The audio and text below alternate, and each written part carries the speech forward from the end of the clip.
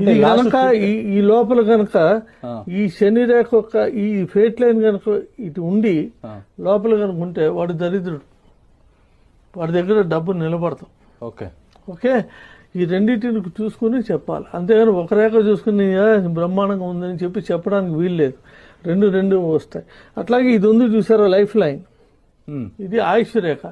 First ఎవరికైనా చూసుకోవాల్సింది ఇది ఆయుష్ రేఖ. ఆయుష్ రేఖ అంటారు. ఈ ఆయుష్ రేఖని ఇంగ్లీష్లో లైఫ్ లైన్ అంటారు.